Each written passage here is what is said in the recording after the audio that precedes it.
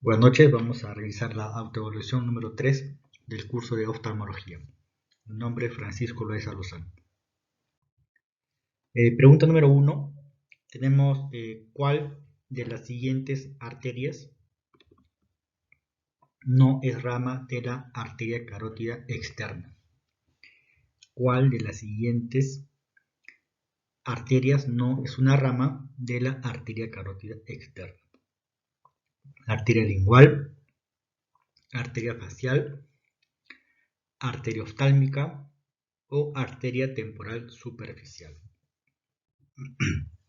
Respuesta. Tenemos que la arteria lingual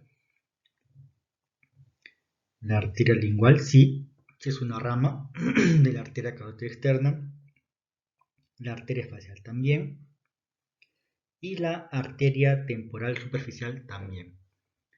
Por lo que la respuesta es la arteria oftálmica, letra C. Tenemos que recordar que la arteria oftálmica es una rama, pero de la arteria carótida interna. Arteria carótida interna. Vemos justamente la disección anatómica. Acá tenemos a la arteria carótida interna. Acá, arteria carótida interna, la cual está conformada por 4 porciones. Una porción cervical. Vean la estructura número 1 en la parte inferior de su pantalla. La porción petrosa. Número 2. La porción intracavernosa, número 3, y la porción intracerebral. Posteriormente, origina a la arteria oftálmica. Recordemos también vincular a este tema la presencia del sifón carotidio, que se forma de las arterias carótida interna en sus porciones intracavernosa e intracerebral. Sifón carotidio se forma de la arteria carótida interna en sus porciones intracavernosa e intracerebral. Veamos acá un corte transversal a nivel del agujero óptico, y veamos los 3 componentes. Acá tenemos vamos a dibujar acá, nervio óptico. Acá tenemos a la arteria oftálmica y la meninges que recubre dichas estructuras anatómicas. Acá también, bien, nervio óptico, en la parte inferior, arteria oftálmica y la meninges. Y lo mismo en otra pieza anatómica, nervio óptico, arteria oftálmica, vean la forma característica de una arteria y la meninges alrededor de ellas. Pregunta número 2. ¿Cuál es el principal factor para el desprendimiento de retina? Desprendimiento de retina. Afaquia, alta miopía, desprendimiento del vítreo, pseudoafaquia o trauma ocular. Entonces recordemos que con respecto al tema de desprendimiento de retina, el principal factor es la letra B, un paciente que tenga miopía alta. Un paciente que tenga miopía alta. ¿Y cómo podemos apreciar ello en la atención diaria? Por ejemplo, un paciente que traiga esta medida, vean acá, el espesor en el borde en una medida alta de un paciente con miopía. Entonces, un paciente con miopía tiene estas características de la luna, un grosor considerable. Solamente viendo al paciente que lleva dichos lentes con estas características, sabemos que es un paciente con una miopía alta y que tenemos que educarlo para evitar un posible desprendimiento de retina. Vean acá, otra vez, el paciente te muestra sus lentes y veamos el grosor característico de una miopía alta. Y por último, cuando alectoscopía, vemos que percibe el especialista la característica disminución del tamaño. Comparen, en este caso se nota mejor en el ojo derecho. Acá tenemos un paciente con una miopía alta. Y recuerden, factor para desprendimiento de retina.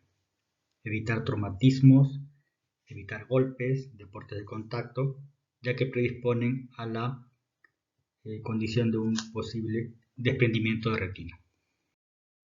Pregunta número 3. ¿Qué sustancia se forma en los bastones de la retina?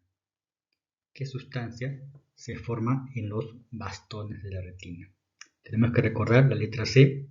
La rodopsina es el principal pigmento fotosensible que se ubica a nivel de los bastones. Rodopsina. Veamos acá. Está ubicado a nivel de la membrana celular. Acá tenemos a la molécula de rodopsina. Y recordar que está presente en los bastones. Acá tenemos al fotorreceptor con un segmento interno, un segmento externo, el núcleo del fotorreceptor, en este caso los bastones. Y acá tenemos a la molécula de rodopsina. Veamos otras imágenes. Acá tenemos a los bastones. Acá había la flecha amarilla en la parte izquierda de su pantalla. Los discos de membrana junto con la molécula de rodopsina, en este caso a nivel del segmento externo de los bastones. Como les mencionaba, ante la presencia de luz va a haber cambios conformacionales, de acá, cambios conformacionales a nivel molecular. Esto va a originar cambios en la permeabilidad de membrana y va a originar potenciales de acción. Entonces, el principal mecanismo de este pigmento fotosensible, rodopsina, presente en los bastones. Bien, acá otra vez tenemos a la rodopsina, ¿no? Recordemos, le mencionamos segmento interno y segmento externo. Pregunta número 4. Una mujer de 50 años hipermétrope. Palabra clave, hipermétrope. Que desde hace 24 horas refiere visión de halos coloreados alrededor de un punto luminoso en el ojo derecho y dolor intenso en el mismo. Además de midriasis, otra palabra clave que esta pregunta. Midriasis media arreflexica derecha. Entonces, estamos ante un probable glaucoma agudo. Glaucoma agudo, ¿no? Las características: un paciente hipermétrope que ve halos de colores, dolor también, y la midriasis arreactiva en dicho ojo. Pregunta número 5. ¿Con qué ametropía se relaciona más frecuente un glaucoma de ángulo estrecho? Afaquia, presbicia, hipermetropía, astigmatismo o miopía. Lo que les mencionaba, tenemos el antecedente de pacientes con hipermetropía que están más predispuestos a un glaucoma de ángulo estrecho. Respuesta letra C, hipermetropía. Veamos acá algunos datos sobre el glaucoma agudo. Tenemos que hay un cierre del ángulo iridocorneal. Va a haber una interrupción de la circulación del humor acuoso. Esto origina un aumento de la presión intraocular, usualmente más de 21 milímetros de mercurio, y posteriormente una isquemia retiniana. Ven acá el dato, justamente. Factores de riesgo: mayores de 50 años, pacientes hipermétropes y con antecedente de un ángulo iridocorneal estrecho. La clínica, ya les mencionaba, dolor intenso nos mencionaba la pregunta, cefalea, dolor de cabeza, halos de colores, disminución de la agudeza visual, una midriasis arreactiva, hiperemia conjuntival, ojo rojo, y el aspecto pétreo, una dureza pétrea del ojo. dureza pétrea. Como parte de tratamiento se menciona, puede ser pilocarpina, dexametasona, betabloqueantes, diuréticos como el manitol, acetazolamida o furosemida. Y tratamiento quirúrgico definitivo, la iridotomía bilateral con láser Jack. Breve resumen del glaucoma agudo. Bueno, ese sería el repaso número 3 del curso de oftalmología. Recuerden, preguntas basadas en exámenes de salud, exámenes de NAM y de residentado médico. Muchas gracias por su atención.